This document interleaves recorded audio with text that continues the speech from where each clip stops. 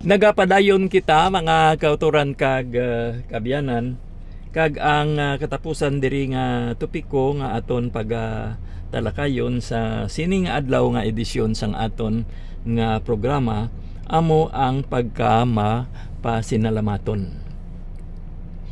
Kag dumdumon naton sa mga binasahan naton sa sining nagliligad nga mga inadlaw ang bahin sa pagpanglakaton man sang aton nga Ginoo nga sa diin sang pagsulod niya sa isa ka banwa may nasugata siya nga napulo ka mga tawo nga may masakit kag sila nagpangayo kay Ginoong Hesus nga ayuhon sila. Gani nga ang Ginoo naghambal sa ila nga magkadto sila sa mga kaparian kag sa diin sa ilang pagtuman sila ang ginayo.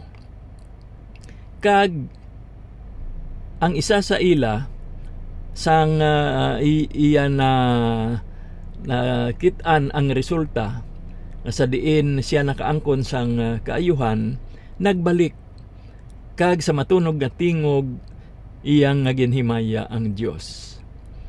Kag sa iya nga pagpasalamat ang Ginoo nagsabat sa iya. Kag nagpamangkot man kun nga ang isa lamang ang nagbalik samtang napulo yadtong ginayo. Kag diri makakita kita sang leksyon nga sa pag-ayo sining balatianon siya naghatag sang pagpasalamat. Nagbalik siya agud nga dayawon ang Dios. Kag madamo man ang ginayo nga wala nagpahayag sang ilang nga kapasalamatan. Kag ayhan ini nagapakita man sa aton kung paano nga ang pagtuo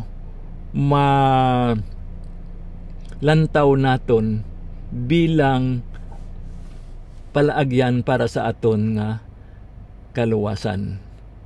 Kay ang tanan nga mga nagaupod sa Ginoo nangin katapo niya, no? Nangin alagad niya. Kag aton dira mabasahan sa libro ni Isaias sa kapitulo 56 bersikulo 3 hasta 8 nga ang adlaw magaabot gid nga ang kapasalamatan mapabutyag naton sa Ginoo. Kag ini sang ulihi nangin basihan agod nga ang pagpasalamat magapadulong sa pag-celebrar naton sang Eucharistia. Okay, no? Kag ini nagapakita sa aton kung ano pagid ang mga ginagikanan sang mga sakramento sang kabuhi. Kay kita tanan nakaangkon sang pag-ayo bangod sang aton nga pagsalig sa Ginoo. Ang aton nga mga kalag ginatinluan paagi sa pagbunyag sa aton sa pagbato naton sang tubi sang pagbautiso.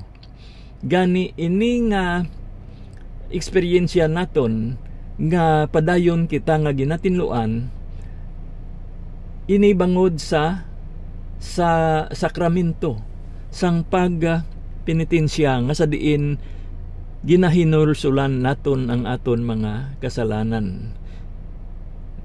Ginapangayuan sing kaluoy kag nagabaton kita sang kaalwan gikan sa aton Ginoo.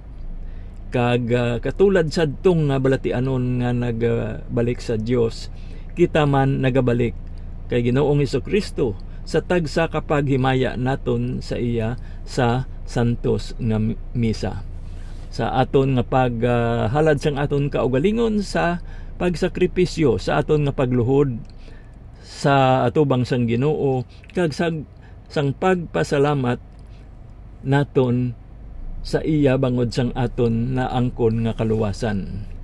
Gani nga dira sa santos nga Eucharistia, inadumdum naton nga si Ginoong Hesukristo nabanhaw kag kita nagapangamuyo nga kita magakabuhi kag magaluntad nga upod naton ang Dios. Kay siya responsable sa pagtuga sa aton kag nagakabagay lamang nga magkabuhi kita suno sa iya luyag nga lantawon sa aton. Kay paagi sa pagtuga o concreation, ang kamatuoran sang pagtuo na yara nagaluntad sa katampad naton nga ginahatag sa aton Amay, Anak, kaupod sa Espiritu Santo bilang isa nga patigayon sang aton nga pagkatuga diri sa kalibutan. Okay, no? So gani dumdumon gid naton nga sa pihak sang mga pag-antos nga aton nga gina-eksperyensyahan, kinahanglan naton ang